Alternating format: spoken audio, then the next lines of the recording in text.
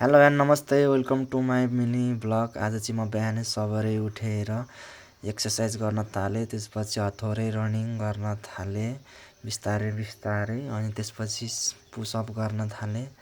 एकछिन मजासँगले गऱ्यो अनि त्यसपछि जम्पिङ ज्याक हान्न थालेँ खुट्टा उचालेर। अनि त्यसपछि ब्याक साइड एपको लागि हल्का ब्याक साइडबाट एक्सर्साइज गरेँ। अनि त्यसपछि चाहिँ पिर्का बनाउनु थियो अनि प्लाइसलाई काटेर मैले चाहिँ ड्याङ ड्याङ ड्याङ लाएर 4वटा काँटी ठोक्न थालेँ र हाम्रो पिर्का रेडी भयो लगभग। अनि त्यसपछि टेबल बनाउनु थियो एक्वेरियमको लागि। अनि मैले चाहिँ प्लाइहरू मजासँगले काट्न थालेँ एउटा एउटा टुक्रा पारेर सबैको टुक्रा काटेर। अनि हामीलाई चाहिँ 4वटा खुट्टा चाहिएको थियो, त्यही भएर मजासँगले त्यसलाई दुईटा जोड्ने भनेर अनि काट्न थालेँ। त्यसपछि ठोक्न थालेँ, दुईटालाई एउटा बनाउन थालेँ काँटीले ठोकेर बिस्तारै बिस्तारै मिलाउँदै ठोक्दै काँटीले।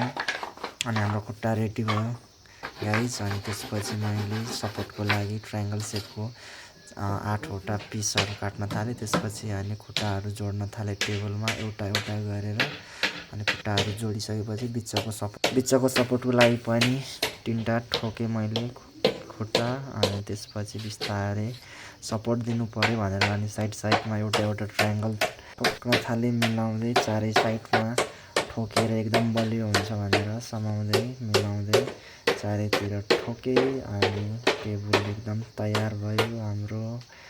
चेक गरेँ मैले अनि कलर दलेर चाहिँ हाम्रो टेबल यस्तो मजाको देखेछ गाइस, निकै राम्रो देखिरहेछ।